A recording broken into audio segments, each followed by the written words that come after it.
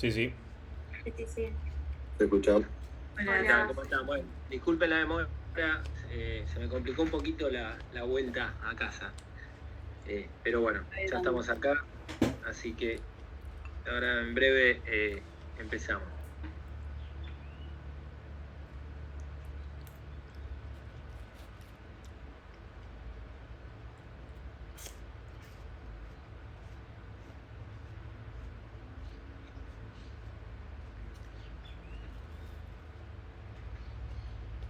Una pregunta, habíamos llegado a explicar interruptor termomagnético e interruptor diferencial, ¿no? La última clase. Sí. Sí.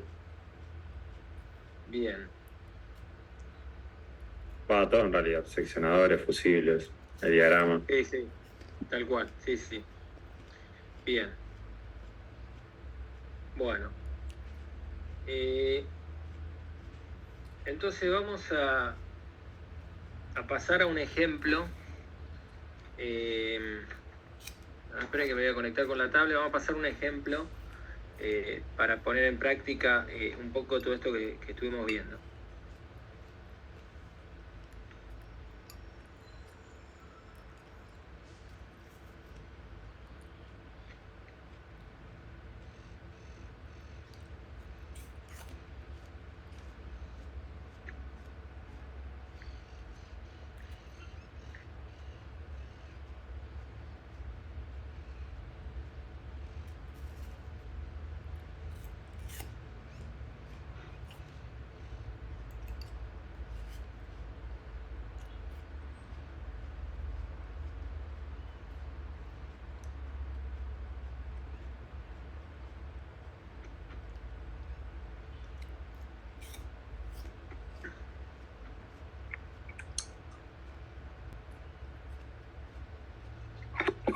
Bueno, ahí me pasé a la tablet.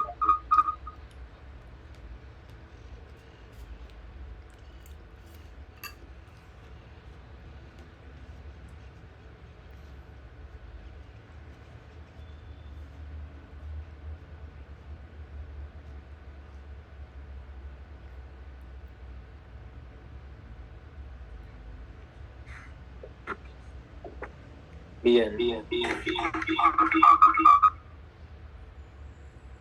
A ver si Creo que sacamos te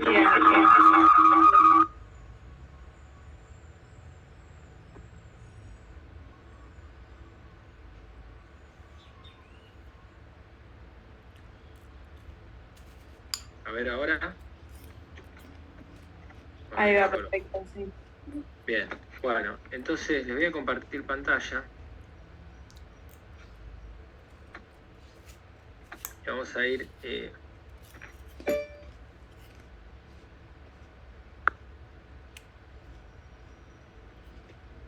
a un ejemplo.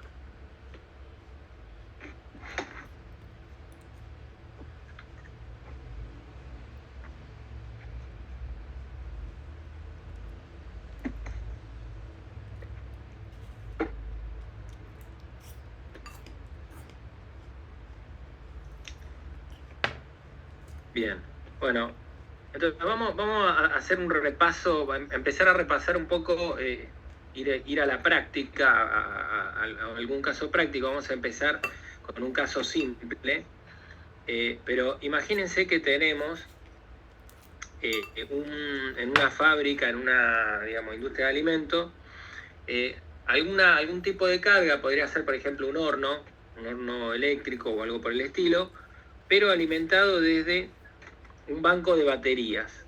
Ese banco de baterías está formado por una serie de elementos para formar la tensión de alimentación necesaria. Supónganse que,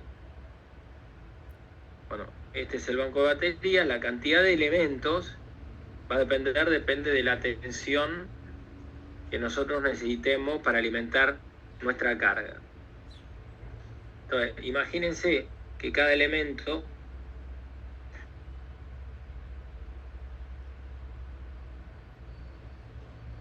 tiene 12 volts y nosotros queremos lograr, digamos, por ejemplo, 120 volts, bueno, ¿con cuántos elementos necesitamos?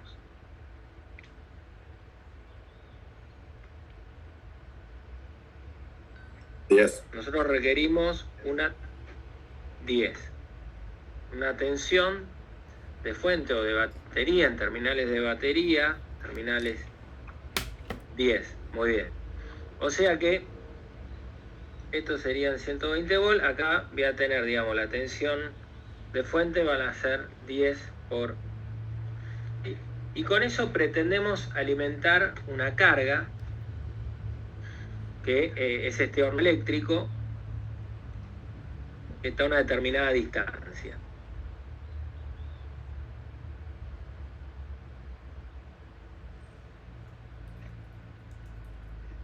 Ahora déjeme que voy a hacer una prueba porque sigo escuchando un pequeño eco.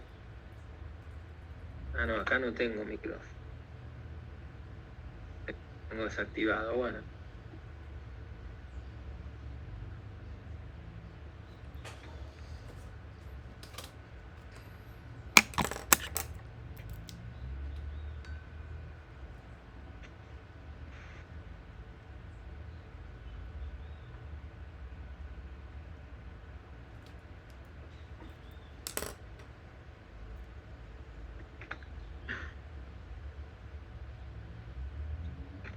Bueno, entonces esta es la carga que representa el horno.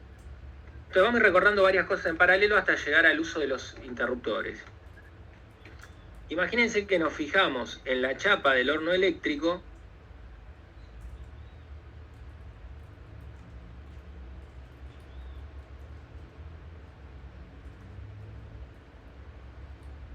y tiene una potencia nominal de, supónganse, 3000 vatios. Y la tensión nominal del horno es de 110 volts. Obviamente, en este caso en particular, estamos trabajando en corriente continua. Estos son los datos de chapa del horno eléctrico. Entonces, tenemos que resolver varias cosas. Lo primero que tenemos que resolver, a esto vamos a llamarlo A' y B', es qué sección del cable tenemos que usar para vincular la fuente con la carga. ¿Tá? ¿Qué sección de cable tendríamos que usar para vincular la fuente con la carga? Ustedes saben que, digamos, acá vamos a tener que poner un cable de ida, un cable de vuelta. Por supuesto que para eso necesitamos saber la distancia entre la fuente y la carga, en este caso el banco de batería y el horno. Supónganse que esa distancia son 50 metros. Entonces, el primer punto a determinar es, digamos, sería determinar la sección del cable.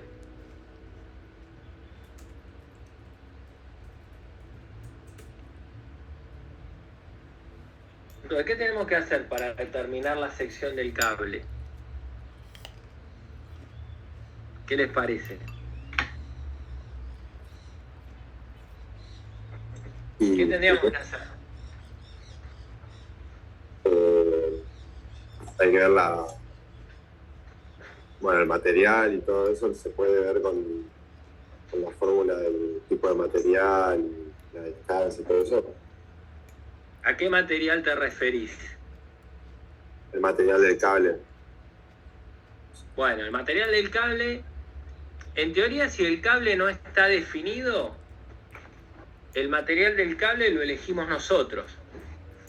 O sea que, es verdad, hay que definirlo, pero tenemos, o elegimos cobre o elegimos aluminio. ¿Está?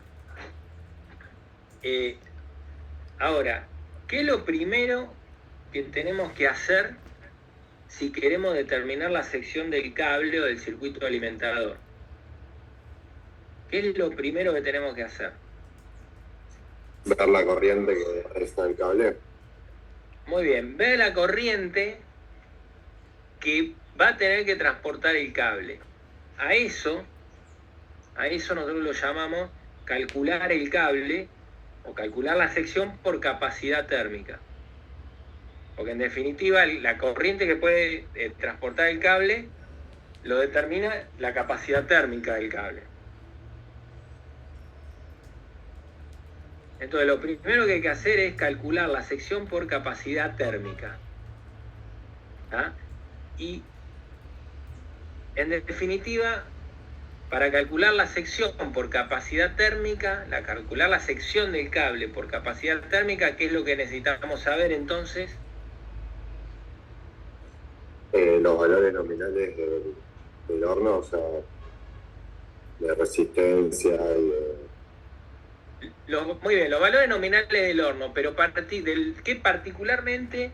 O sea, los valores nominales de la carga que quiero conectar, particularmente, ¿qué valor o qué parámetro a mí me sirve para dimensionar el cable?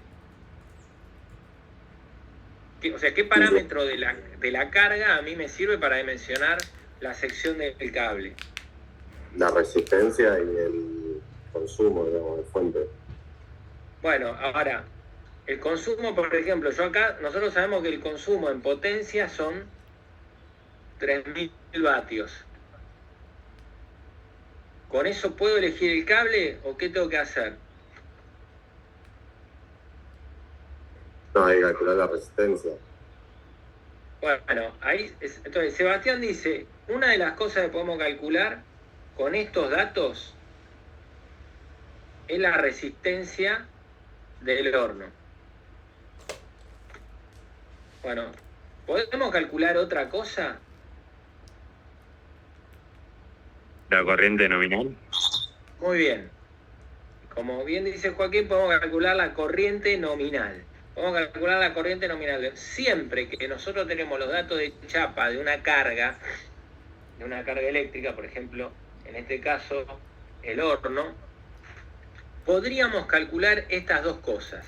Entonces, la corriente nominal, que la calculamos, como sabemos que P es V por I, podemos hacer potencia nominal dividido tensión nominal. Acá necesito que me ayuden con las cuentas. Y en el caso de la resistencia, acuérdense que B cuadrado sobre R es P. ¿Está bien? Entonces, B cuadrado sobre P es R. Entonces, ¿cuánto da cada cosa?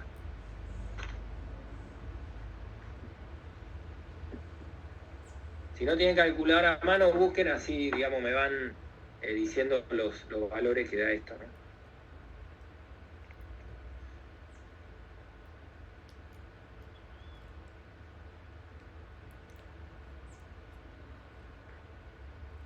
¿no? La resistencia es 4. ¿Cómo?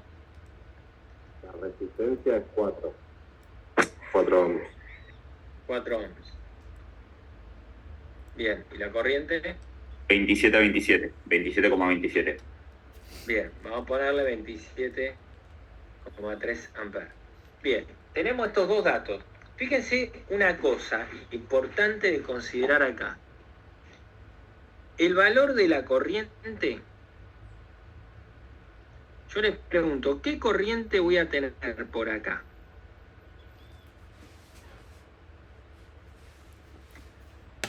La que Voy a entrega tener la fuente. Está bien, es la que entrega la fuente, perfecto. Ahora, ¿es la corriente nominal esa? ¿Va a ser la corriente nominal? No. No. ¿De qué depende que sea la corriente nominal? Para que coincida con la corriente nominal, yo tengo que llegar a la carga ¿con qué tensión? Con la misma que la fuente. En realidad suele ser así, pero en este caso justo no es así a propósito, porque la fuente es 120 y la nominal de la carga es 110. A mí el fabricante de este equipo me dice, de este horno me dice, si vos le llegás al horno con 110, va a disipar una potencia de 3000 vatios y va a consumir una corriente de 27,3 amperes. Ahora, si vos no llegás con 110, bueno, va a estar cerca de eso, pero no va a ser exactamente la corriente nominal. ¿Se entiende eso? O sea, si yo acá salgo con 120 y acá, en lugar de llegar con 110, llego con 113 volt, ya la corriente que va a estar en mi circuito no va a ser la nominal que acá acabamos de calcular. ¿Lo siguen eso? Sí, sí. Bien. Esto es importante tenerlo claro porque en general uno hace, cuando está haciendo diseño en ingeniería, digamos, en la parte eléctrica, uno dice, bueno, vamos a aceptar que como todo este circuito alimentador va a estar bien diseñado y digamos, y la caída de tensión en los cables va a ser relativamente baja, porque lo vamos a diseñar bien, entonces la corriente que va a circular por el circuito, estamos seguros que va a ser muy cercana a la nominal, pero en realidad no tendría por qué serlo, salvo esta condición que estoy, digamos, poniendo ahora para el diseño. Entonces, sin embargo, la resistencia interna del horno, que yo acabo de calcular, fíjense que es independiente. La resistencia es lo que está dentro del horno, ya físicamente está dentro del horno esa resistencia. O sea que el valor que tiene esa resistencia, yo no lo puedo cambiar. Entonces, este valor sí es un valor, entre comillas, fijo, que yo lo puedo calcular con estos datos de chapa y es fijo, no va a cambiar, no depende de la tensión ni de la corriente que absorbe la carga, porque es la resistencia del horno. ¿Se entiende? Sí. Bien, Sí. entonces siempre ustedes van a poder calcular estas dos cosas. A veces les van a servir las dos, a veces les va a servir más una que otra, depende de lo que necesiten, pero tienen que saber que esto es fijo porque es propio del elemento eléctrico y esta puede variar porque en definitiva depende de la tensión con la que yo llegue al equipo, ¿tá? Ahora bien, si yo estoy calculando la sección de cable que tengo que poner por capacidad térmica, entonces necesito un cable que sea capaz de llevar 27,3 amperes. Entonces me tengo que meter en la tabla de cables y tendría que buscar ahí en la tabla de cables qué sección de cable me permite llevar más de 27,3 amperes. No sé si ustedes pudieron ver, pero en el EVA debería haber, no sé si está visible, creo que sí, pero digamos, no lo volví a verificar, una tabla de fabricante de cables. No sé si alguien pudo ver algo de eso o lo pudieron verificar. Ahí me fijo si sigue estando. Dale. Entonces, digamos, a ver, déjenme ver si tengo una acá.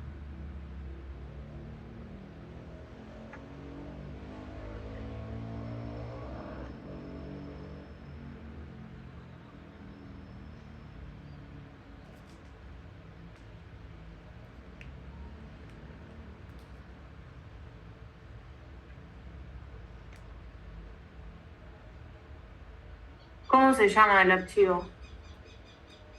Y debería llamarse catálogo de cables. Sí, está. Está. ¿Está? Sí. Bien, perfecto. Bueno. Entonces, sí, ahí justo estoy entrando también. Lo estoy bajando para...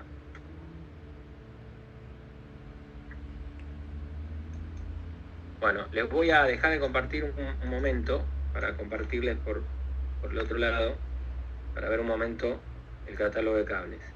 Entonces,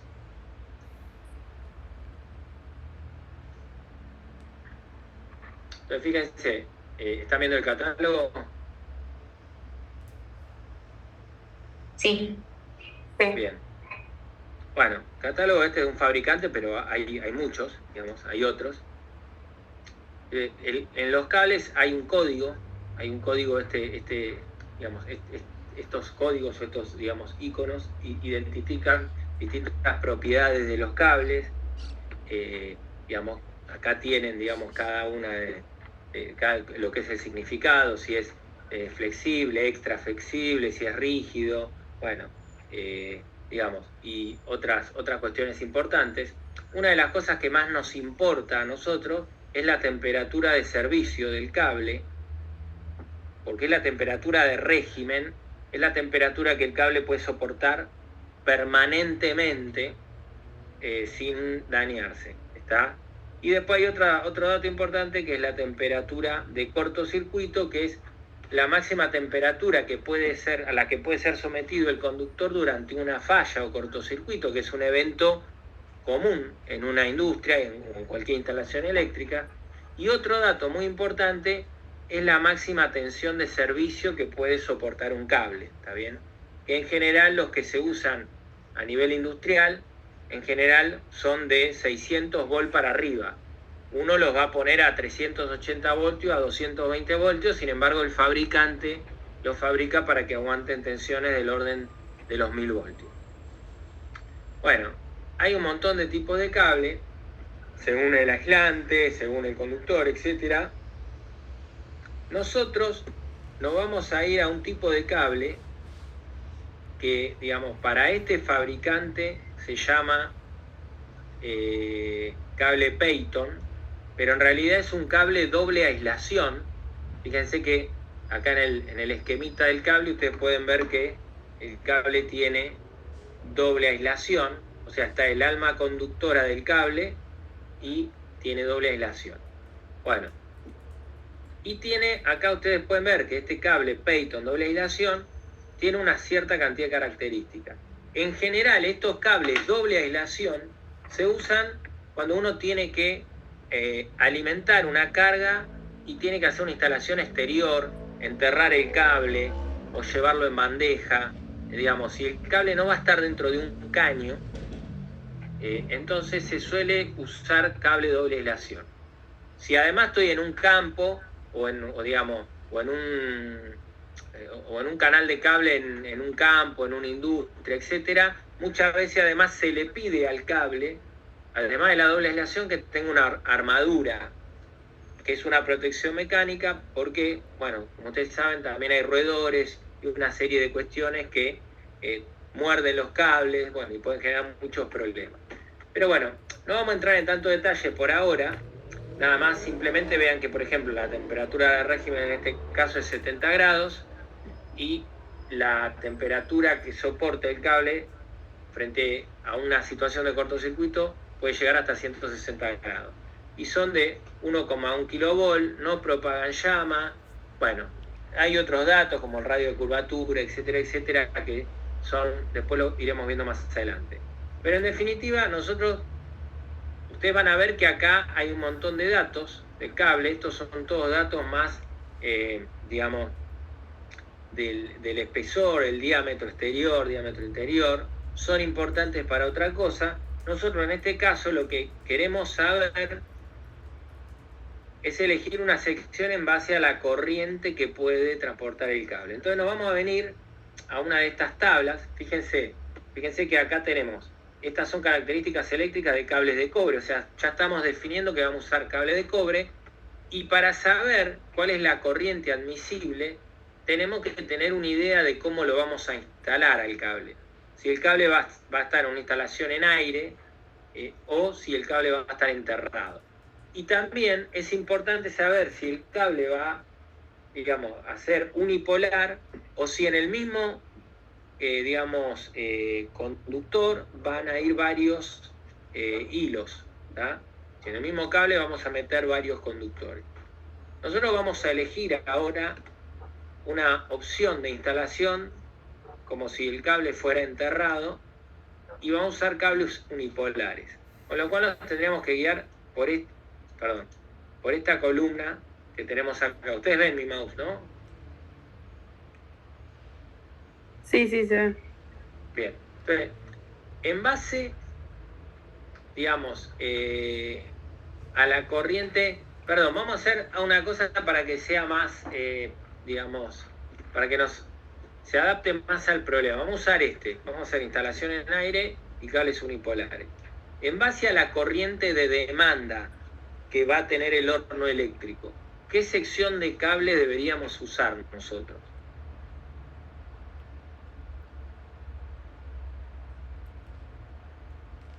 ¿Cuánto era, me olvidé? 27. Era 27.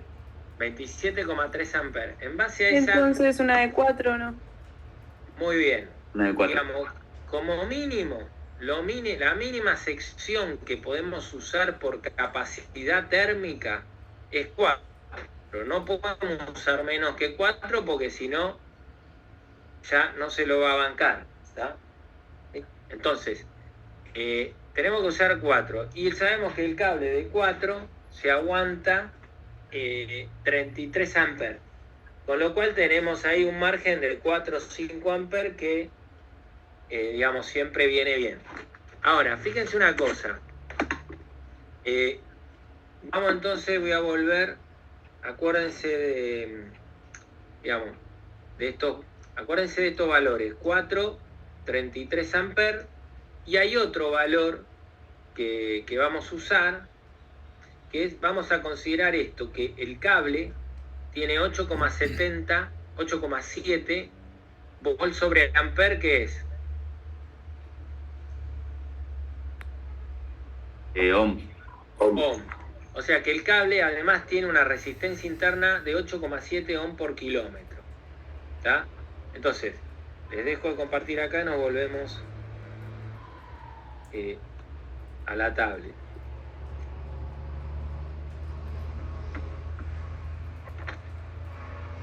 Entonces fíjense, yo cuando voy a elegir un cable por capacidad térmica es algo muy simple, pero hay que hacerlo, digamos. Entonces tengo que fijarme que la corriente admisible del cable que voy a elegir sea mayor que ¿qué cosa? Que la corriente de demanda de la carga. ¿Está bien? La corriente de demanda, le pongo acá, de la carga. Bueno, en este caso, la corriente de demanda de la carga es 27,3, ¿no? Era 0,3 amperes. Por lo tanto, es correcto elegir un cable que tenga una corriente admisible de 33. Bueno, entonces, de acá, de esta, digamos, de este razonamiento sacamos como conclusión que la sección que vamos a usar, que es la mínima sección que puedo usar por capacidad térmica, es 4 milímetros cuadrados. ¿Está? Ahora, ¿yo qué hago? Ahora voy y compro el cable de 4 milímetros cuadrados y lo instalo, ¿o qué tengo que hacer?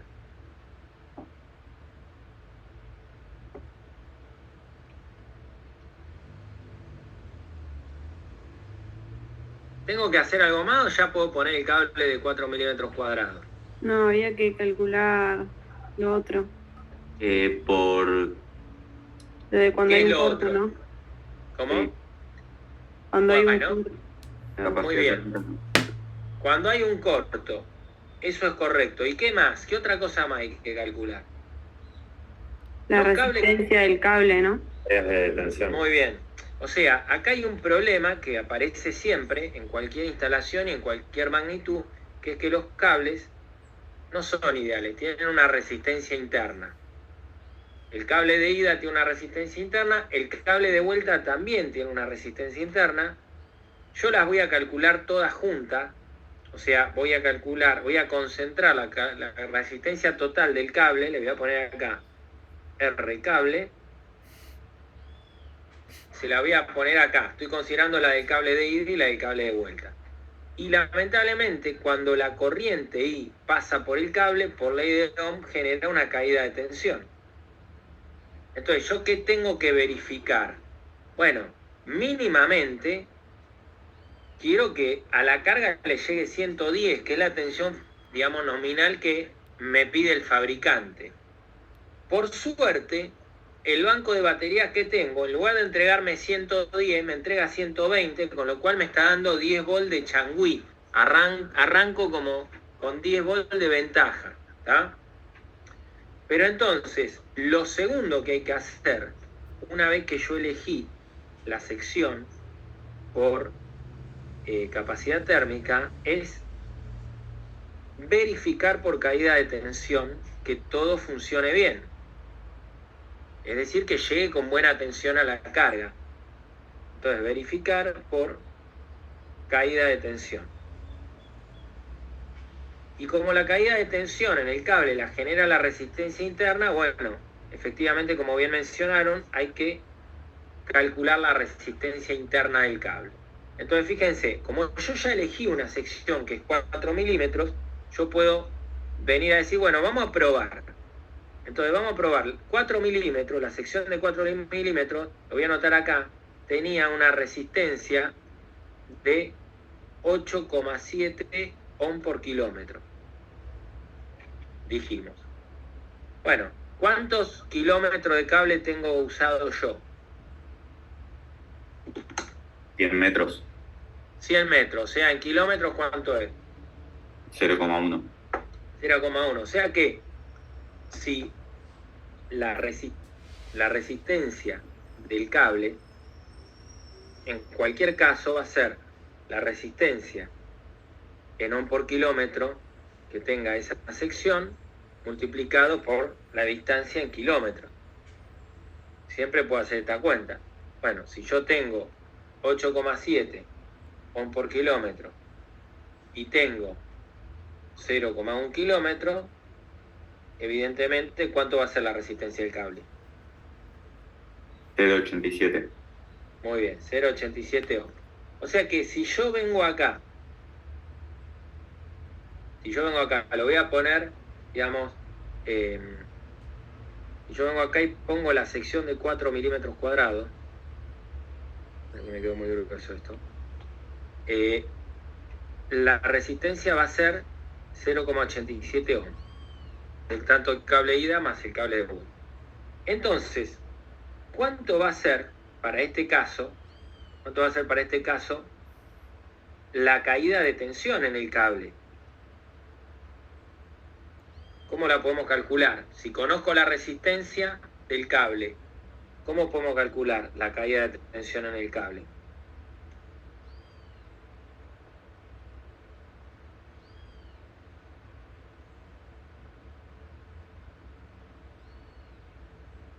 ¿Qué les parece?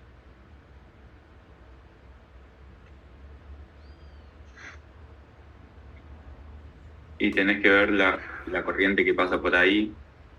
Y Muy bien. con la corriente calculás la caída de tensión. Tengo que ver la corriente. Como yo estoy asumiendo que el circuito va a estar bien diseñado y que voy a llegar aproximadamente con una corriente, con una tensión parecida a la nominal, puedo asumir que la corriente que va a haber es esta, o similar a esta, muy cercana. Entonces yo podría decir, mira, para hacer una primera verificación de caída de tensión, voy a decir que la caída de tensión en el cable es la corriente nominal que calculé por la resistencia del cable que acabamos de calcular. Perdón, Entonces, sí. Eso lo asumí porque lo que entrega la fuente es casi similar a la nominal. No, eso lo asumo porque esta caída de tensión yo voy a procurar que sea menor del 5% de la tensión nominal. Entonces, yo sé que si varía, va a variar un poco, pero nunca voy a permitir, como criterio de diseño, entonces les voy a poner acá algo que cuando uno hace ingeniería, siempre tiene que hacer, digamos, lo que se llama, o se puede llamar una memoria técnica, y ahí ir asumiendo ciertos criterios de diseño que obviamente tienen un impacto económico. Entonces yo, cuando voy a hacer la verificación por caída de tensión, me olvidé una N acá, me tengo que preguntar, bueno, ¿cuánto es la máxima caída de tensión que voy a tolerar en los cables? ¿Cuánto es lo máximo que voy a tolerar? Y bueno, yo puedo poner un límite diciendo, mira, puedo decir la máxima tensión que voy a tolerar en los cables, o puedo decir la mínima tensión con la que puedo llegar acá. O sea, yo podría decir, mira, a mí el fabricante me dice que el horno va a funcionar bien si lo conecto a 110 más menos 5%.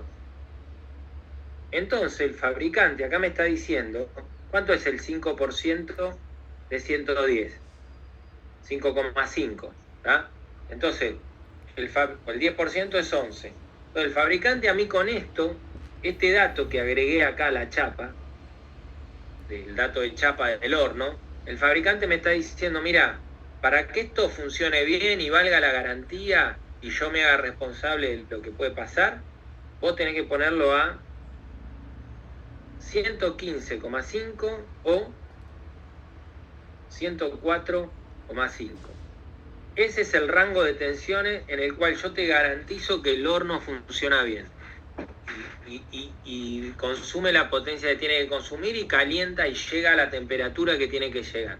Si vos no cumplís eso, ya no te lo garantizo, y si le pones más de 115,5 lo podés quemar al horno directamente.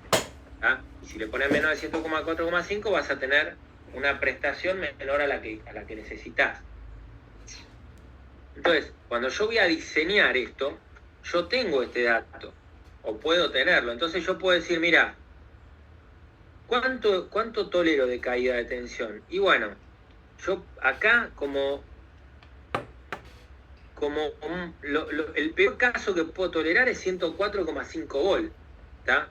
O sea que menos que eso no puedo tolerar. Entonces, ¿qué tiene que pasar para que en la carga tenga 104,5 volt? ¿Cuánto tiene que ser delta B? Bueno, 120 menos 104,5 volt, ¿está bien? O sea, en este caso serían 15,5 volt la máxima caída de tensión en los cables que yo puedo tolerar para no llegar con menos tensión que la mínima que impone el fabricante. ¿Me siguen? Ojo que, digamos, uno se puede marear con esto un poco. Es simple, pero marea igual, aunque sea simple. ¿Está? ¿Me siguen con este razonamiento? Sí. Bien, si no avísenme y lo volvemos a explicar. Entonces, si yo estoy armando una memoria técnica de diseño de este proyecto, con los criterios de diseño, yo acá voy a poner que para verificar por caída de tensión, estoy considerando una caída de tensión máxima en los cables de 15,5 volt. ¿Eso cuánto es de la tensión de fuente? Que son 120. O sea, ¿qué porcentaje de la tensión de fuente se me está perdiendo en los cables con esta caída de tensión? Bueno, aproximadamente un 7-8%. Puede ser. Puede ser. Me parece que es más, pero puede ser. Es muy alto esto, o sea, digamos, es alta. ¿Es alta con respecto a qué?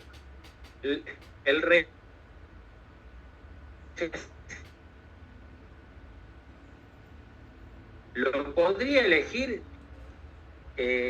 sí, si llego con esa tensión, porque el horno va a funcionar, pero el reglamento me dice que yo no puedo tolerar más de un 5% de caída de tensión, ¿tá? En los cables. El reglamento, ya no puedo tolerar más que eso, es mucho. Bueno, esto, si lo considero respecto de la tensión de la carga, implica que esto es en porcentaje, ¿no? Si yo lo quiero pasar a volt, implica que yo en los cables no puedo tolerar más de 5,5 volt de caída. Esa es la caída máxima, ¿tá? Entonces, Vuelvo acá, ¿se acuerdan que estábamos calculando la caída de tensión en los cables?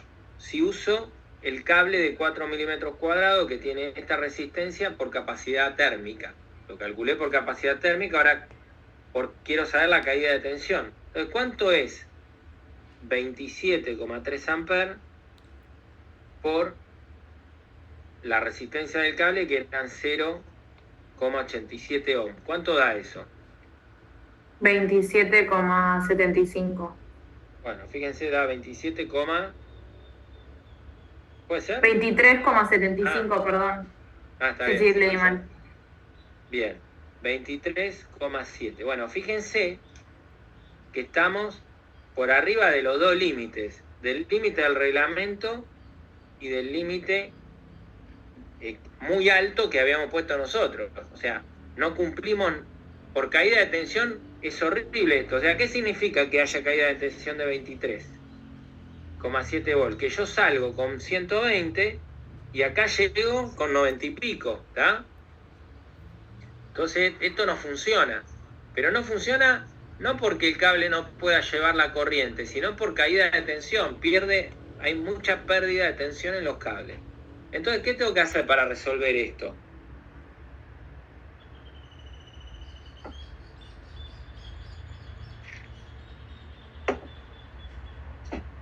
¿Qué hago? Cambiás el cable. ¿Y qué cable pongo?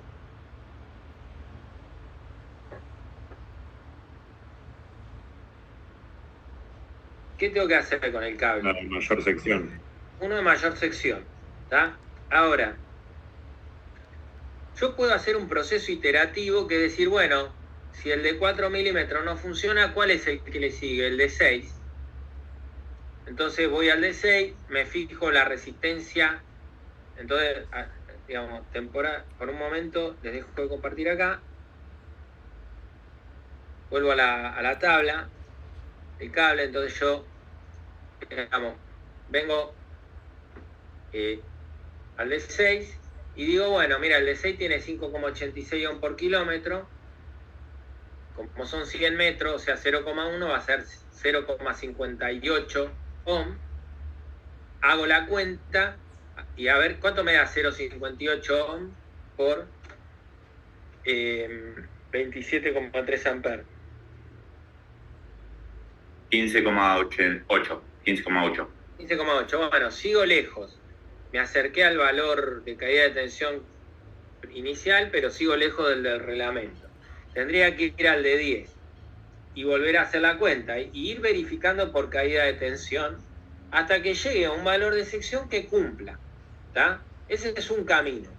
Ahora, otro camino es decir, bueno, digamos, si yo ya, digamos, en lugar de ir haciendo este proceso iterativo así, lo que voy a hacer es lo siguiente. Yo ya sé cuál es la máxima caída de tensión que voy a tolerar, porque es mi criterio de diseño. Supónganse que es esta. Entonces yo digo, mira, la máxima caída de tensión que puede haber en los cables es 5,5 volts. Si a eso lo divido por la corriente nominal que va a demandar la carga, que son los 27,3 amperes, esto me va a dar un valor de resistencia de cable máxima.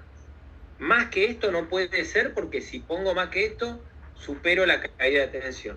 O sea que si yo hago 5,5 volts, que es la caída de tensión máxima, dividido 27,3 amperes, ¿cuánto me da esto?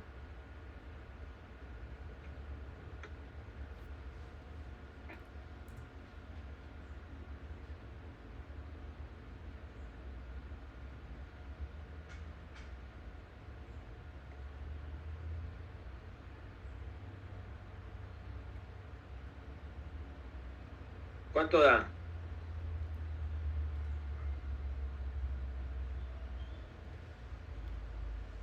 $0,2. 0,2 ohm.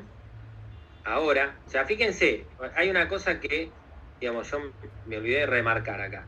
Estoy verificando por caída de tensión verifico con el de 4 milímetros, no verifica. O sea que no me sirve, el de 4. Entonces, no me sirve, no puedo usar el de 4. Tengo que, y obviamente esto no me sirve, tengo que ir a uno más grande. Puedo ir al de 6 y hacer la misma cuenta y no verifica. O sea, puedo venir, poner el de 6, calcular y voy a ver que no verifica. Y así puedo seguir subiendo de sección hasta que ver que verifique. O directamente puedo decir, a ver, ¿cuál es el primero que verifica? Entonces, me fijo cuál es la máxima caída de tensión, calculo la resistencia máxima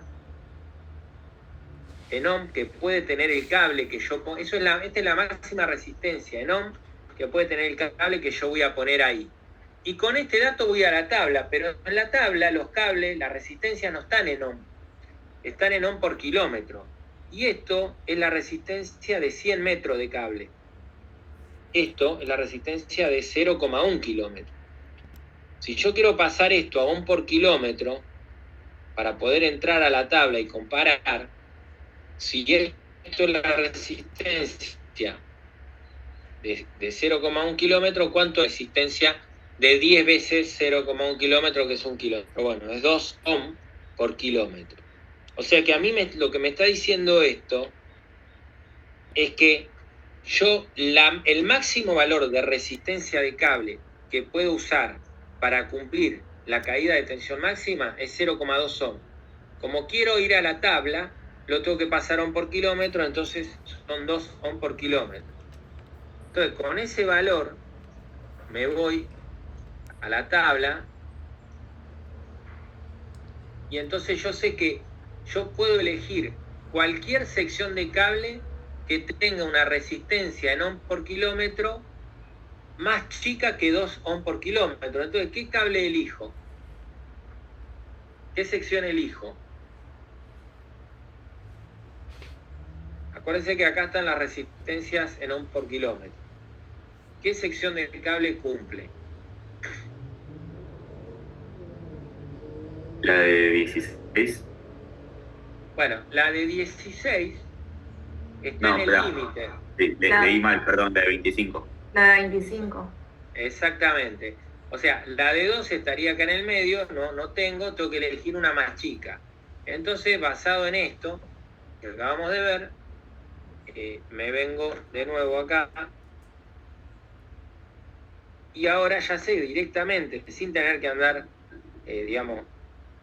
iterando, yo sé por la cuenta esta que hice acá que entonces, fui a la tabla, con esto fui a la tabla del fabricante y de la tabla saqué que la sección que voy a elegir es la de 25 milímetros cuadrados, que tiene una corriente admisible que obviamente que me recontrasobra, son 127 amperes de corriente admisible, y tiene una resistencia en ohm por kilómetro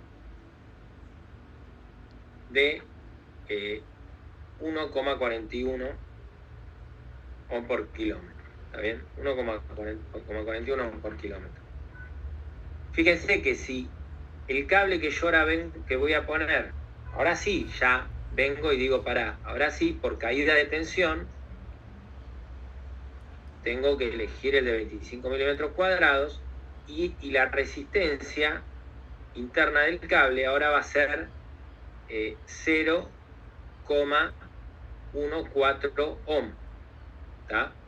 O sea, porque es 1,41, es en 1 kilómetro, en 100 metros va a ser un décimo de eso, que es 0,14. Si ustedes hacen 0,14 por 27,3 amperes, van a ver que les va a dar una tensión menor al límite de caída de tensión que habíamos puesto. ¿Me siguen?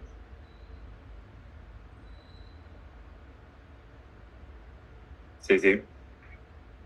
Bien.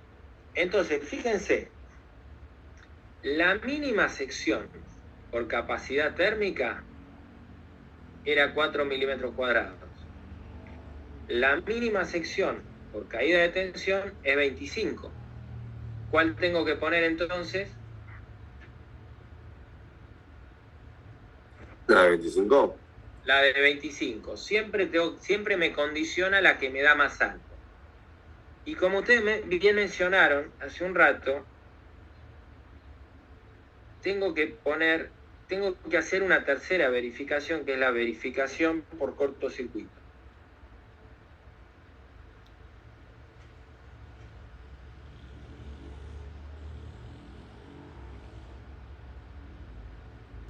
Que ahora en breve les explico qué es esa tercera verificación de la sección. O sea, hasta ahora hice la capacidad térmica, me daba 4. Caída de tensión me da 25, por ahora tengo que usar 25. ¿Está? Ahora, acá aparece un tema que es, digamos, perfecto, supónganse que hicimos todo esto, ponemos la de... Pero a mí, ¿quién me impide, bien, el día de mañana y empiece a conectar acá más hornos en para 27 amperes? Yo ahora le conecto, no sé, una picadora de carne que consume 50 amperes. Y después vengo y le conecto otra carga, una cámara frigorífica que consume 100 amperes. ¿Quién me impide a mí eso? O sea, si yo empiezo a sumar, digo 100 más 50 más 27, ahora, si conecto todo eso, pongo una zapatilla industrial, digamos, y voy a tener 177 amperes por acá. Y el cable, resulta que el cable de 25, habíamos dicho que aguanta, no me acuerdo si lo habíamos anotado por acá, sí, 127 amperes. O sea que, si yo hago eso, voy a no solo a deteriorar el cable, sino que puedo generar un incendio con una sobrecarga de corriente tan grande. Entonces, ¿cómo hago para proteger al cable de este tipo de cosas? ¿Con térmicas? Con térmicas. Entonces necesito un interruptor termomagnético. Entonces, vamos a escribirlo un poquito más claro. Estos son 177 amperes, así como está. Pero en realidad la nominal, la que habíamos calculado, aproximadamente son 27,3 amperes. ¿Tá? Entonces, para ese valor es que elegimos el cable, en principio. Entonces, para protegernos de este tipo de cosas, y para proteger el circuito ante cualquier situación, yo, bueno, ahora borro esto, que ya no lo usamos más, por ahora, y, digamos, ¿qué voy a hacer? Bueno, voy a, efectivamente, poner un interruptor termomagnético. Voy a poner un interruptor termomagnético, acá lo voy a dibujar de una forma. Voy a poner un interruptor termomagnético bipolar para interrumpir los dos polos, el positivo y el negativo. Esta línea de trazo que hay entre los dos polos significa que hay un enclavamiento mecánico entre los dos interruptores de cada polo. Los dos se mueven, digamos, solidariamente al mismo tiempo, y es una protección termomagnética. Tengo protección térmica y protección magnética. ¿Tá? Entonces la pregunta que viene ahora es, ¿qué calibre tiene que tener esta termomagnética para proteger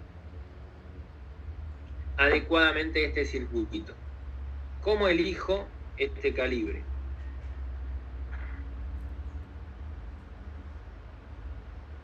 Con la corriente puede ser. Bueno, pero ¿qué corriente? Y por lo menos la nominal.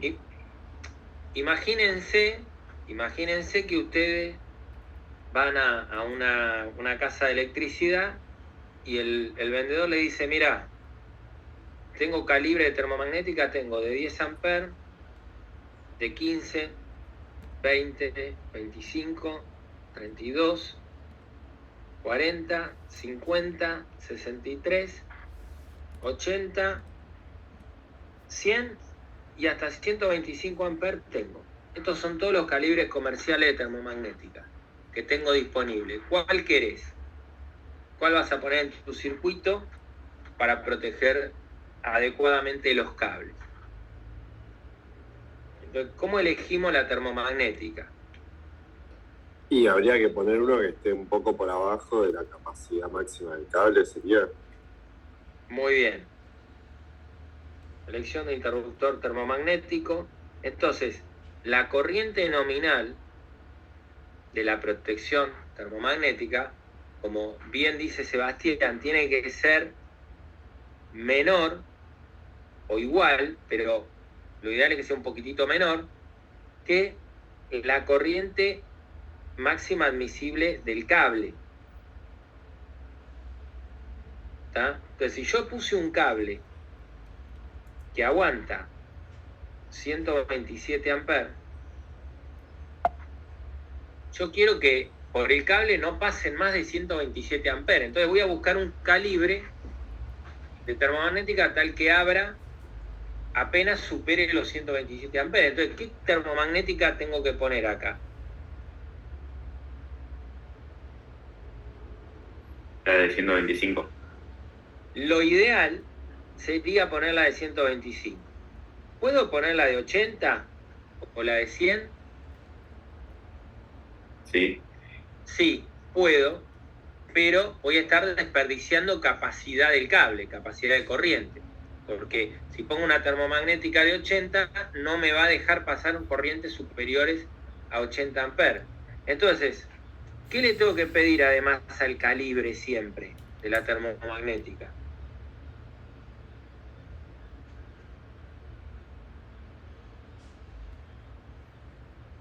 Una cosa es que proteja el cable, por eso le pido que el calibre sea menor o igual que la corriente admisible del cable. Pero ¿qué otra cosa tengo que verificar? ¿Está mayor al consumo? Exactamente, que sea mayor a la corriente de demanda. En realidad, esta corriente de demanda en las instalaciones eléctricas reales, en los proyectos reales, se llama corriente de demanda máxima simultánea. ¿Está bien? Que es la peor condición de demanda. Es la máxima corriente de demanda que esa carga me puede pedir en algunas circunstancias. Por ejemplo, imagínense que yo estoy trabajando con el horno sobrecargado, entonces por ahí es normal, o puede ser normal, considerado normal, que haya un 5% de sobrecarga en el horno, y eso va a aumentar la corriente, y debería aceptarlo, ¿tá? Ahora, más de eso, por ahí ya sí puede ser, digamos, peligroso. Pero en definitiva, es muy importante tener en cuenta esto. Como en este caso, la corriente de demanda es 27,3 amperes, estamos recontra sobrados, ¿tá? Estamos, digamos, la termomagnética va a dejar pasar por lejos la corriente de demanda. ¿Me siguen?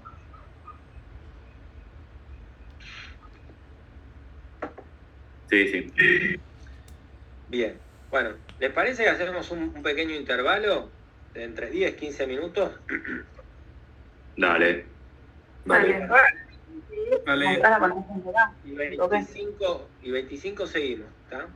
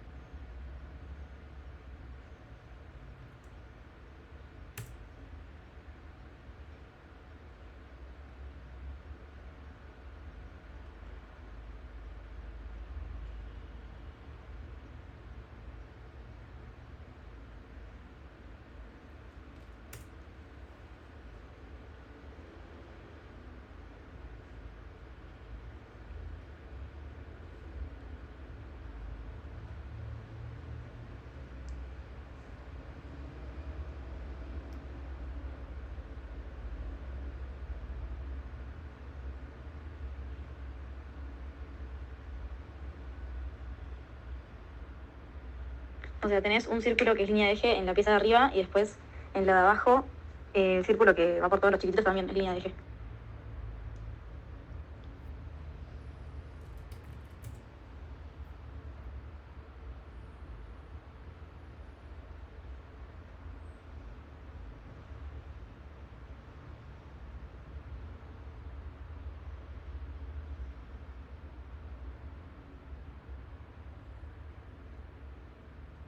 ¿Cómo cargamos la clase con el Johan y con el Segas, La puta madre que te parió.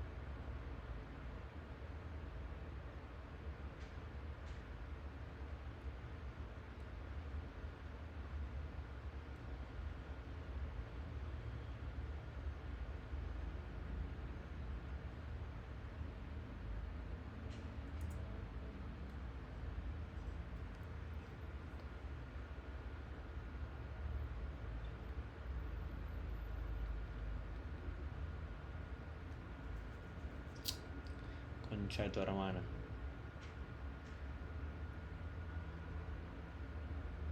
Esto está bien.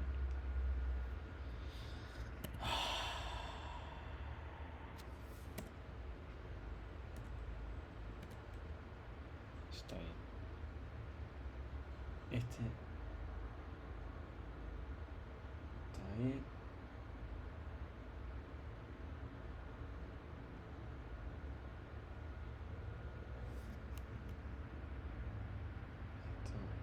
Está bien. Listo. Esto también está bien.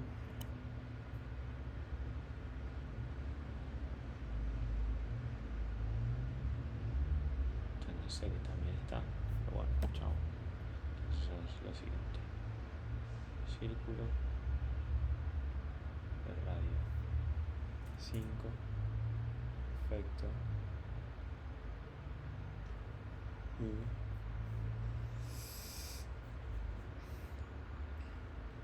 Esta que es de 58, ¿no?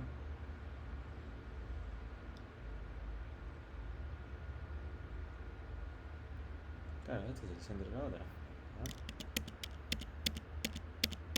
Sí. ¿Qué tengo acá?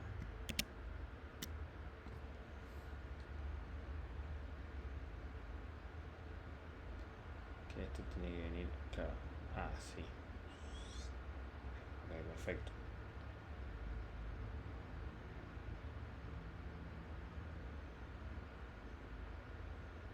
Entonces, ¿cómo hacemos? Hacemos así. Así.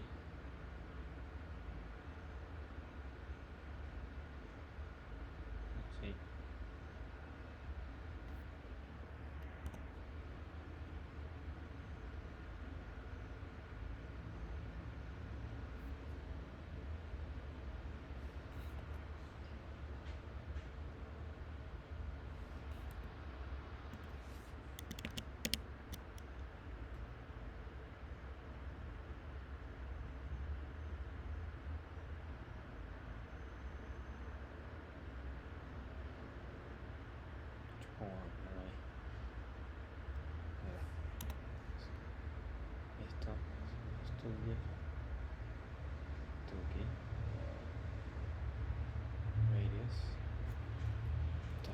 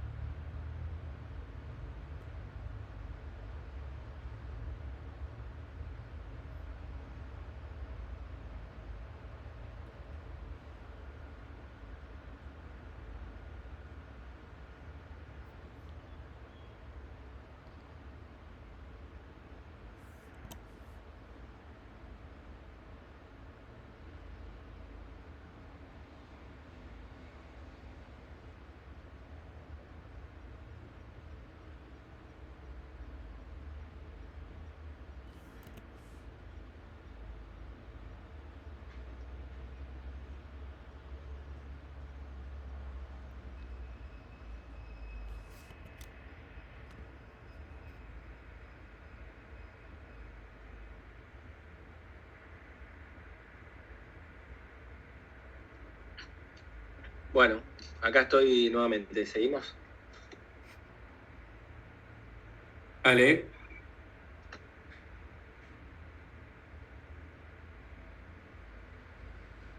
Bueno, entonces, fíjense, hasta acá elegimos un cable y en principio lo estamos usando para alimentar el horno y quedó protegido. Ahora, hay otra cosa que puede pasar. Acuérdense que dijimos que digamos, el interruptor termomagnético tenía dos funciones. Bueno, una función térmica y una función magnética. Ahora, ¿qué pasa si en lugar de una sobrecorriente, como la que estábamos digamos, mencionando recién, para lo cual ponemos una termomagnética, aparece, por ejemplo, no sé, personal de limpieza mueve el horno para limpiar o frente a alguna situación y aparece, vamos a dibujarlo, un cortocircuito entre fase, entre positivo y negativo. ¿Tá? O sea, por accidente se vinculan estos dos cables con una resistencia muy baja, idealmente 0. O sea, imagínense que la resistencia de esto es 0, porque es como que se toca este polo con este polo. Obviamente esta resistencia, que es la de NOR, no cuenta prácticamente, porque cualquier resistencia en paralelo con 0 ohm gana 0 ohm. ¿Está bien? Entonces la pregunta es, ¿qué corriente va a circular? Obviamente ya no va a ser más esta.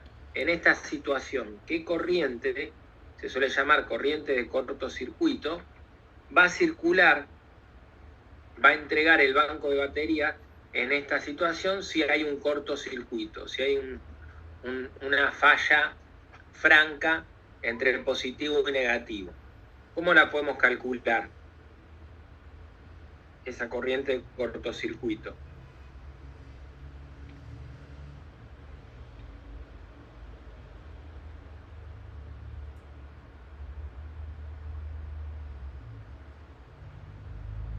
¿Qué les parece? Recorriendo. Bien, se puede hacer una ecuación de trayectoria siempre. Fíjense que acá, en definitivo, ustedes tienen la batería y la resistencia del cable, y no hay más nada en el circuito. O sea, en definitiva tienen una fuente conectada a una resistencia que es la del cable, porque la de la carga ya no pesa porque es un corto. ¿Lo entienden eso?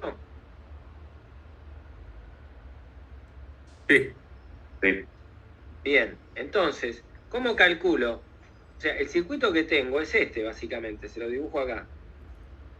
Tengo esto y la resistencia del cable, o si quieren, dibujado más acorde a lo que tenemos la resistencia del cable, y acá donde estaba la carga, un corto.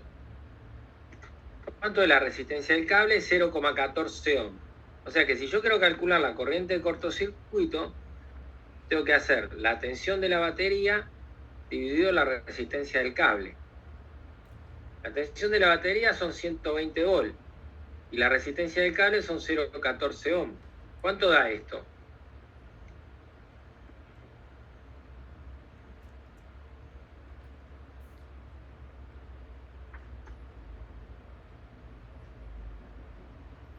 $857,14. 857 amperes. ¿Está bien? 857 amperes es una corriente muy grande. ¿Está bien? Bastante importante. Entonces, acá tengo un problema, que es que, digamos, yo les voy a hacer un gráfico acá. La curva de disparo de una termomagnética era una cosa así, digamos. Era una cosa así. O es una cosa así. Ustedes tienen dos ejes. En un eje tienen la corriente. En otro eje el tiempo. El tiempo en segundos, la corriente en amperes. Como ustedes quieren meter mucha corriente en poco espacio y mucho tiempo en poco espacio, las curvas de disparo de una protección termomagnética se hacen doble logarítmicas. O sea que, por ejemplo, si esto es 0,1 amper, esto es 1 amper, el amper ya lo puse en el eje, ¿no? Esto son 10, esto son 100, esto es 1000, esto 10.000 y esto 100.000. Y lo mismo hago con el tiempo. Esto es 0,01 segundo, esto es 0,1 segundo, esto es 1 segundo, esto es 10, esto es 100, esto es 1000 segundos y estos son 10.000 segundos. Esos son curvas doble logarítmicas. Imagínense que ustedes, digamos, ¿qué dijimos? Que íbamos a poner una termomagnética de 125 amperes. Supónganse que a este eje lo multiplico por 125 amperes. Entonces, acá, donde voy a dibujar esta recta, tengo 125 amperes. ¿Tá? Acá, ¿cuánto tengo? 10 por 125, o sea, 1250 amperes. Esto sería 1250 amperes. Bueno, acá sería 12.500 amperes. Y así todo lo multiplico por 125. Entonces, ¿cómo funciona esta termomagnética que pusimos acá? Tiene dos funciones de protección. Una protección térmica y una magnética. La protección térmica responde así.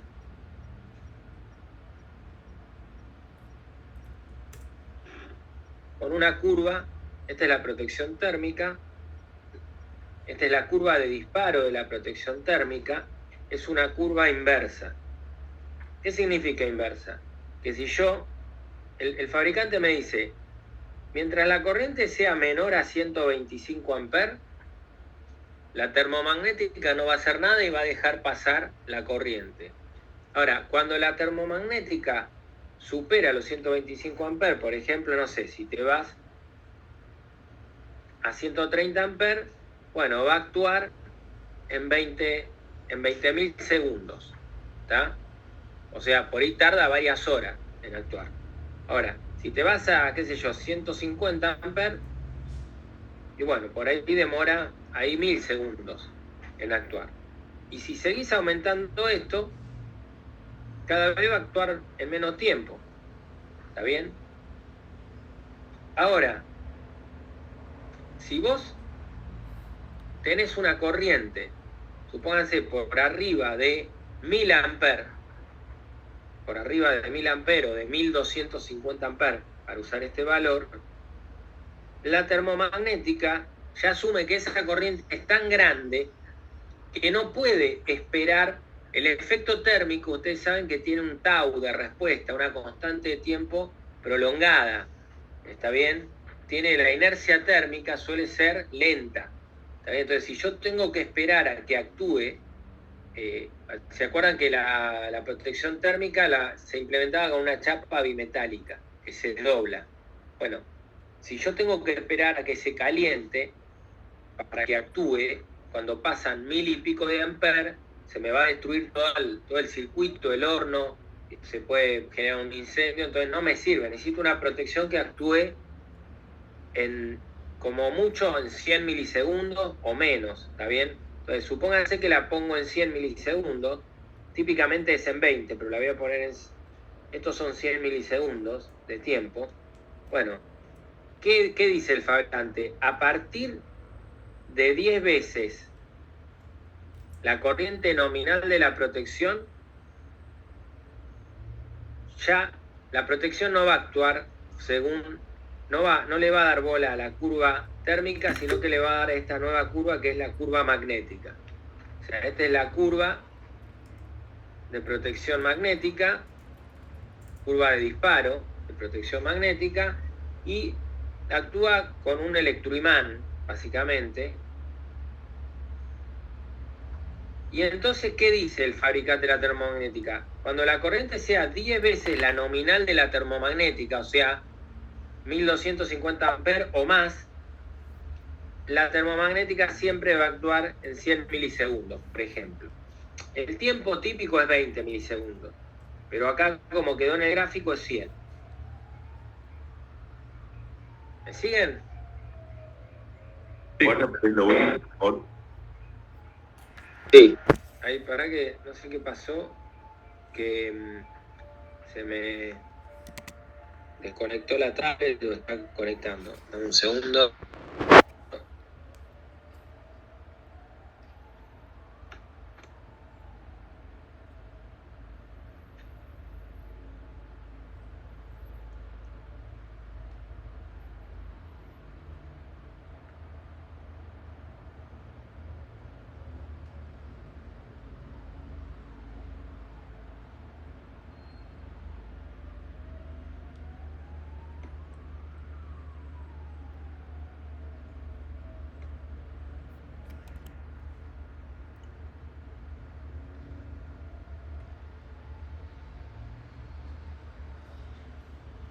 Ustedes no están viendo el pizarrón, ¿no? No. A ver.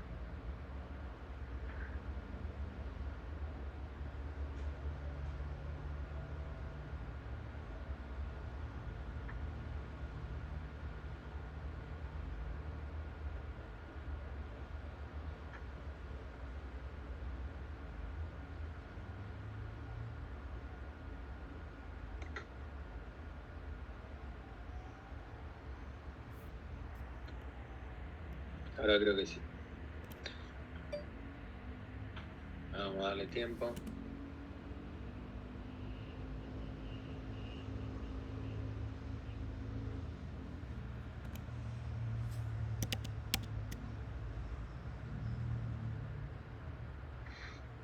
Bueno, entonces les decía que, ahora sí están viendo, ¿no? Sí. Les decía que ustedes tienen dos tipos de corriente de sobrecorriente. Cuando ustedes tienen un interruptor termomagnético, ustedes quieren proteger al circuito de corriente por arriba de la nominal. Ahora, hay dos casos. La sobrecarga, que es cuando conecto alguna carga de más, y entonces en lugar de 125 amperes aparecen, qué sé yo, 150, 200. Y después hay otro tipo de sobrecorriente que son mucho más grandes, que son las corrientes de falla o de cortocircuito, que ya son muy grandes, pueden ser miles de amperes. Entonces ya no puedo esperar a una protección térmica que tarda un determinado tiempo hasta que se calienta la chapa bimetálica. Tengo que actuar en milisegundos. Entonces aparece el fabricante y dice, mira, yo lo que voy a hacer entonces es lo siguiente. A partir de 10 veces la corriente nominal de la protección, en este caso a partir de 1250 amperes, yo pongo esta curva, cualquier corriente que esté de 1250 para arriba, cualquiera, 1000, 2000, 2500, cualquier corriente de falla que aparezca, la termomagnética va a actuar en 100 milisegundos, o sea, en 0,1 segundo.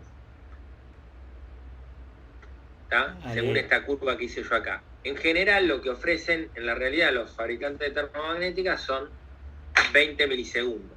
¿Está? Pero, digamos, lo que quiero decir es que la protección magnética es necesaria para poder evacuar sin daño corrientes de cortocircuito. ¿Me siguen? Sí.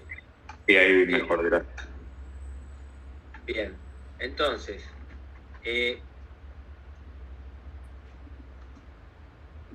un segundo.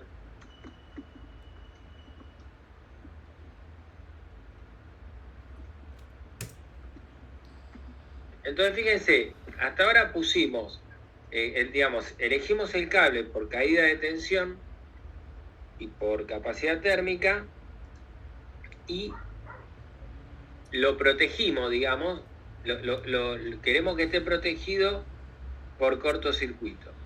Ahora, la termomagnética cumple esa función de proteger este cable que alimenta al horno, que tuvimos que elegir, frente a una sobrecarga o un cortocircuito. Ahora, hay un tema que había quedado pendiente, ahora vamos a bajar, que es que además del calibre de la protección, que nosotros en este caso elegimos 125 amperes, hay otro dato de la protección que es la capacidad de corte. Cuando yo voy a comprar una termomagnética, además del calibre que ya habíamos elegido, tengo que elegir la capacidad de corte, que es esto que dibujé ICU. La corriente nominal de la protección o el calibre que elegimos fue 125 amperes, siguiendo esta fórmula. Esta fórmula está este criterio. ¿Tá? Ahora, tengo que elegir la capacidad de corte. ¿Qué es la capacidad de corte? La capacidad, o sea, la corriente de cortocircuito que puede interrumpir la térmica sin hacerse pelota, ¿está bien? Sin quedar destruida. Entonces, ¿cuánto vale la capacidad de cortocircuito? ¿Qué capacidad de cortocircuito tiene que tener esta termomagnética? Bueno, para calcular eso yo tendría que saber cuánto vale la máxima corriente de cortocircuito que puede entregar esta batería, mi fuente, ¿está bien? Eso en general es un dato que me da el fabricante de la batería. ¿Cuánto es la máxima corriente de cortocircuito que me puede entregar la batería? Supónganse que acá es 2000 amperes. Bueno, entonces la capacidad de corte de la termomagnética tiene que ser mayor a 2000 amperes, porque tiene que ser capaz de interrumpir por lo menos 2000 amperes. Si ya interrumpe 2000 amperes, listo. En este caso estamos porque la fuente como máximo va a entregar 2000 amperes. Entonces, los valores comerciales de capacidad térmica son 3 kiloamperes, 5 kiloamperes, perdón, de capacidad térmica no, de capacidad de corte, 10 kiloamperes, 15 kiloamperes. Bueno, obviamente más, si yo quiero un interruptor que puede interrumpir 15.000 amperes, va a ser más robusto y más caro. Entonces acá yo podría poner una termomagnética con capacidad de corte 3 kiloamperes. Entonces cuando voy a la casa de electricidad a comprarlo, al vendedor le tengo que decir, mira, necesito una corriente, una termomagnética de calibre 125 amperes y capacidad de corte 3 kiloamperes. ¿Está? Y ahí ya tengo, digamos, un poco más completo el panorama de lo que es la elección de la termomagnética. Ahora, para terminar de confirmar la elección del cable, ¿se acuerdan que en el cable habíamos puesto sección de 25 milímetros cuadrados? Para terminar de, digamos, de confirmar la sección, me falta hacer la verificación por cortocircuito. ¿Está bien? ¿Cómo es la verificación por cortocircuito? Es una verificación térmica de una fórmula que se las voy a dar ahora, que es la siguiente. Yo tengo que verificar que la sección que elegí cumpla esto. La corriente de cortocircuito por la raíz cuadrada del tiempo de actuación de la protección del cable. ¿Cuánto es el tiempo de actuación de la protección que protege al cable? Bueno, es el tiempo de actuación de la termomagnética. ¿Cuánto es el tiempo de actuación de la termomagnética en un cortocircuito? Bueno, me lo da esta curva, son 100 milisegundos. Entonces, digamos, ¿dónde estaba acá? Acá en este, ahora lo termino de completar, digamos, esta fórmula, acá tengo que dividir por una constante que depende del material. En este caso sería la constante para el cobre y del aislante. Como nosotros estamos usando doble aislación, digamos, esta constante, ahora se las voy a dar yo, igual no hay muchas opciones, hay 4 nada más, vale 143. La corriente de cortocircuito que hay en mi instalación, en este caso es la máxima que me puede entregar la batería. Dijimos que esta batería, el fabricante me dice que puede entregar hasta 2000 amperes. Bueno, listo. Entonces, cuando voy a hacer la verificación por cortocircuito, yo sé que la sección que ponga ahí se tiene que bancar los 2000 amperes que entrega la fuente todo el tiempo que tarde en la protección principal en despejar la falla, despejar el corto. ¿Cuánto es ese tiempo? 100 milisegundos, o sea 0,1 segundo. Esto es un S de segundo, ¿no? O sea, no es 5. ¿Cuánto da eso? Raíz cuadrada de 0,1 por 2000 dividido 143.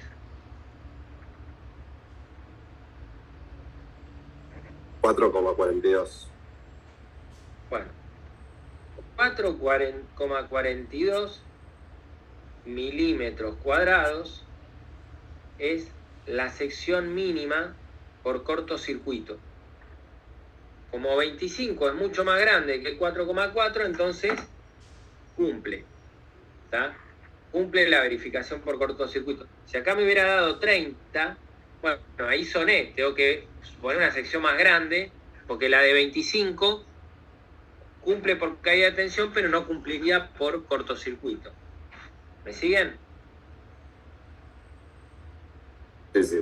Sí. Bien. Bueno, entonces, recién una vez que hice esta verificación, o sea, una vez que terminé de elegir el cable, o sea, recapitulando, fíjense lo que hicimos nosotros. Con los datos de la carga, calculamos la corriente nominal y la corriente de demanda.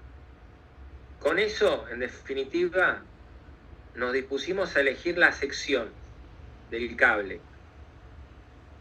Lo primero que hay que hacer, alguien tiene que poner un primer valor de sección. Bueno, eso se hace por capacidad térmica. Nos dio 4. La mínima sección por capacidad térmica nos dio 4 milímetros cuadrados. Fuimos a verificar por caída de tensión. ¿Y cuánto nos dio la mínima sección? 25. 25 milímetros cuadrados. Y después, una vez que elegimos la protección y sabemos cuánto tiempo tarda en actuar y que sabemos cuánto es la corriente de cortocircuito que va a aportar la batería o la fuente, podemos hacer la verificación por cortocircuito, que nos dio, digamos, 4,4. Bueno, yo tengo esto y evidentemente me limita a la más grande. Entonces, en este caso, el aspecto técnico limitante para elegir la sección del conductor es caída de tensión, porque está muy lejos la carga, está a 100 metros, a 50 metros. Entonces, digamos, por más que por capacidad térmica cumpla con menos y por cortocircuito cumpla con menos, tengo que elegir, digamos, 25 milímetros cuadrados como sección por caída de tensión. Y bueno, obviamente para poder hacer la verificación por cortocircuito y para que quede protegido, digamos, además de la elección de la sección, elegimos la termomagnética, en donde elegimos la corriente nominal de la protección y la capacidad de corte de la termomagnética. Esto les diría que es esto que acabamos de ver es el ABC de cómo, digamos, dimensionar un circuito, cualquier circuito, y protegerlo. ¿Está bien? Y proteger, cómo dimensionar un circuito alimentador y cómo protegerlo. Bien, ¿alguna duda? ¿Está claro esto? Sí, perdón, yo tengo una consulta que me perdí antes. ¿De dónde salieron los 2000 amperes anteriores? No, los 2000 amperes los puse yo como un valor típico, ¿está bien? Cuando vos tenés un banco de batería, tenés que ver qué corriente de corto te da cada elemento y estimar una corriente de corto total. En una instalación eléctrica, si vos estás en una industria, la corriente de cortocircuito que aporta el sistema eléctrico se la tenés que pedir a la distribuidora. Es un dato que te tiene que pasar la distribuidora. ¿Entiendes? Ah, ok. Y es fundamental para el diseño, la corriente de cortocircuito en el punto de acometida de una instalación. O sea que siempre sería como dato, por ejemplo. Sí, tenés que, o sea, si vos estás trabajando en un proyecto eléctrico, va a ser un dato.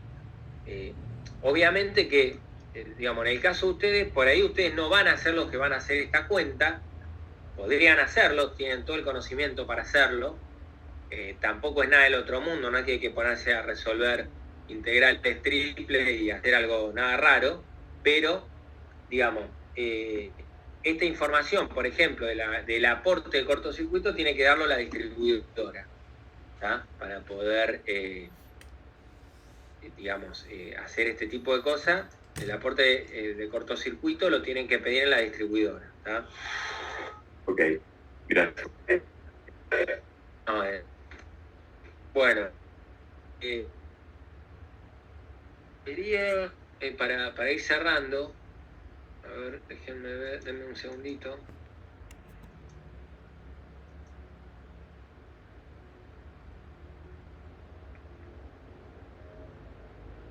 Les voy a mostrar, digamos, algunos ejemplos. A ver, denme un segundo.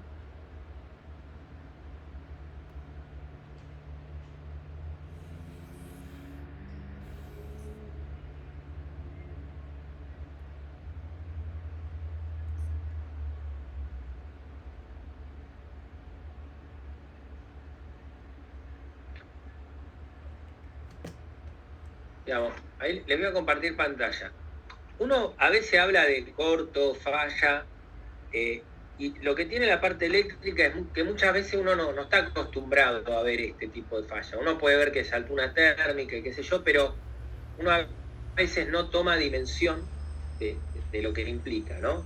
Entonces, como para que tengan una idea digamos, de lo que estamos hablando, les voy a mostrar algún video, digamos, improvisado de que acabo de encontrar en YouTube. Entonces fíjense lo siguiente. Por ejemplo, acá estos son arcos eléctricos. Estos son instalaciones de alta tensión, pero es para que vayan viendo. Ahora después les muestro algo en baja tensión. Fíjense, acá lo que se está haciendo es, digamos, se abrió. Este es un terminal y este es el otro. Y esto es un seccionamiento que estaba cerrado, un seccionador. Por acá no hay corriente circulando, pero hay una tensión muy alta entre estos dos polos, digamos. Se abrió el seccionador y fíjense que sigue el arco eléctrico, no se alcanza a distinguir el arco eléctrico y pasa a través del aire, ¿no? Bueno, ahí sí se cortó, recién ahí se cortó el arco eléctrico. Bueno, acá lo mismo, acá hay un operador con una, digamos, con un extensor ahí para, bueno, acá tienen otro ejemplo de arco eléctrico, cómo se puede extender, ¿no? Esto, fíjense, esto es un tablero de media tensión, como el que podría haber en una industria importante, ¿tá? Y una falla puede generar este tipo de cosas, una explosión, un fogonazo. Imagínense, acá está al aire libre esto, pero esto adentro de un recinto cerrado. Bueno, ahí no solo se generó la falla, sino que no actuó ninguna protección, ningún interruptor.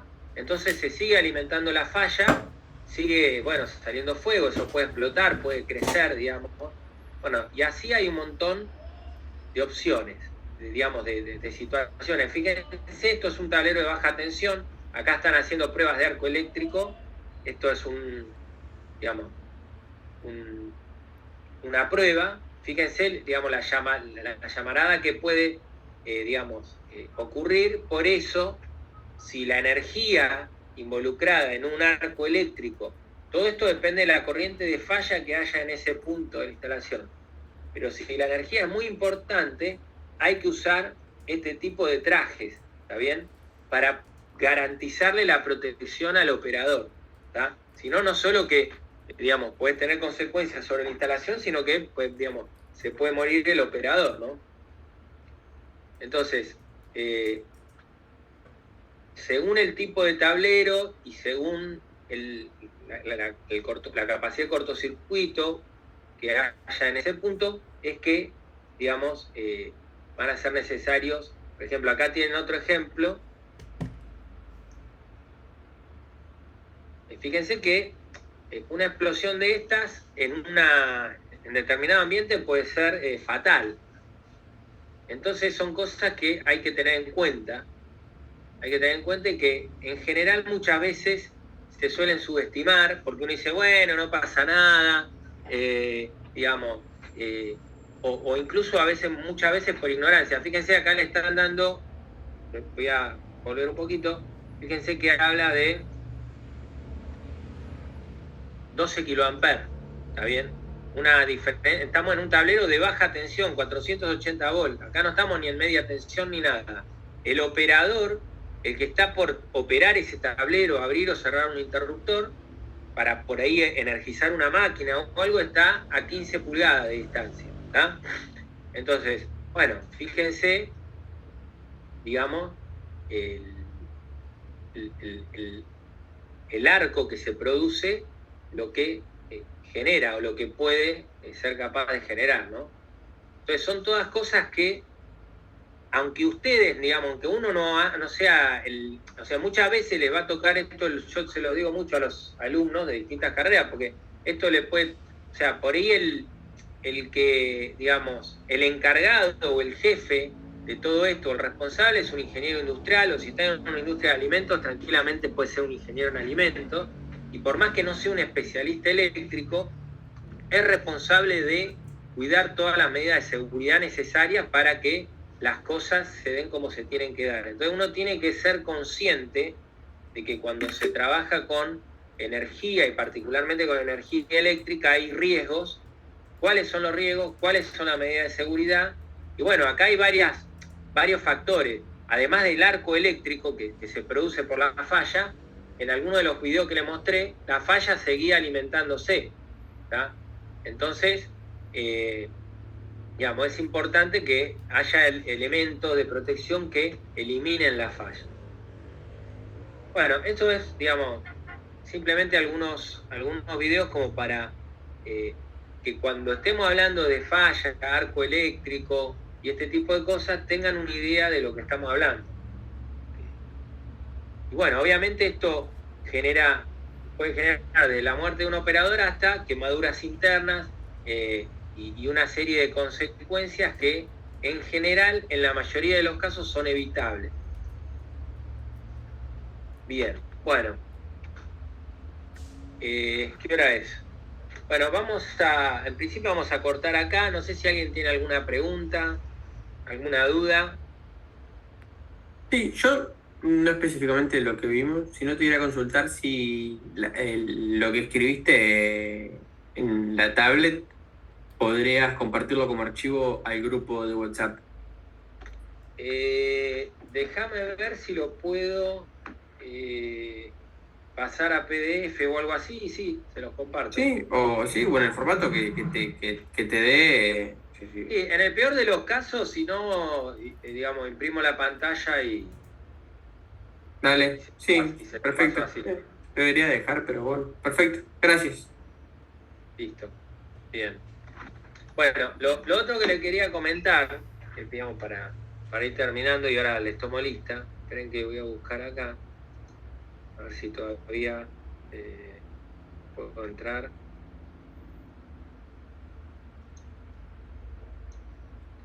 Bueno, ustedes, digamos, ya deberían ir,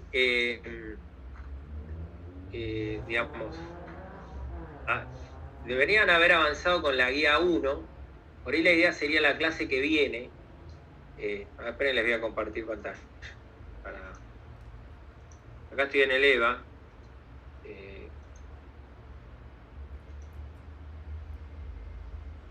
Bueno, ahí me bajé la guía 1. Me estoy bajando la guía 1. Fíjense que están viendo, ¿no? ¿Están viendo la guía? Sí. Bueno, entonces, todavía, por ahí no pueden responder todo, pero muchas de las cosas sí.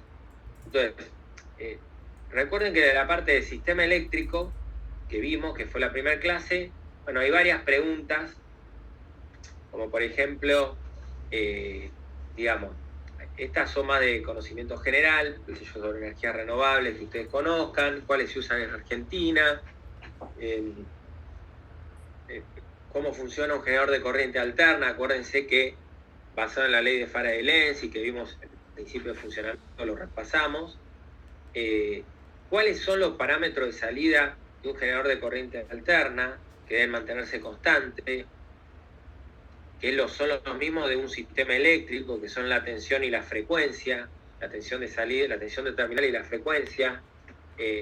Y bueno, hay una serie de preguntas, ¿por qué, qué sé yo, se usa corriente alterna en lugar de corriente continua?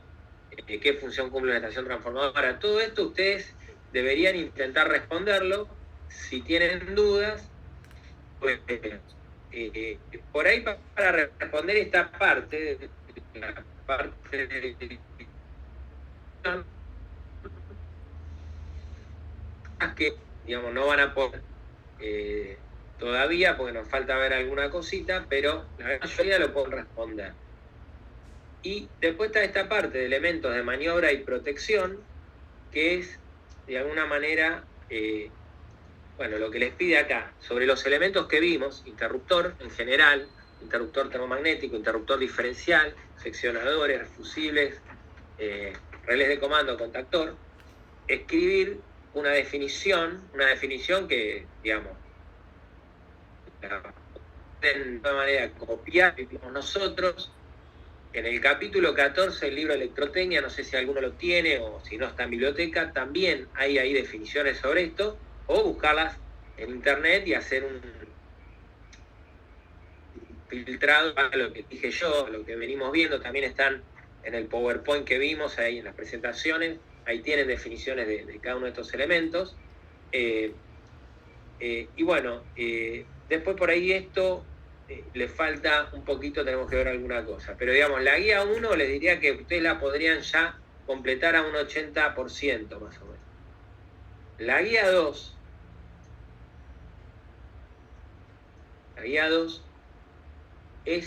hay ejercicios, algunos son más de recordatorio y hay algunos ya que son más nuevos. Los primeros ejercicios son de corriente continua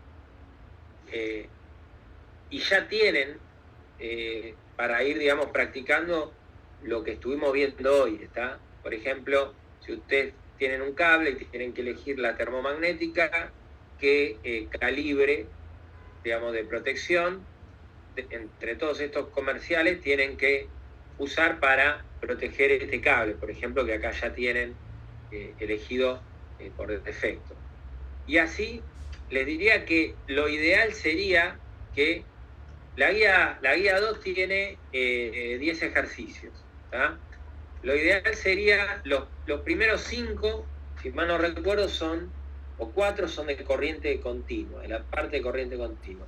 Esos primeros 4 ejercicios, 4 o 5, y ya deberían encararlos, y lo ideal sería que la semana que viene, si tienen dudas, me pregunten, pero la semana que viene trataríamos de hacer un repaso de la parte de corriente alterna, porque ya no empezaríamos a meter con la parte de corriente alterna, ¿tá? En principio monofásica, pero ya para la próxima empezar o sea, no la que viene, sino la otra, empezar con sistemas trifásicos. Entonces, empiecen a mirar también esto de la parte práctica, la guía 1, la guía 2, si es que todavía no lo empezaron a ver, ¿tá?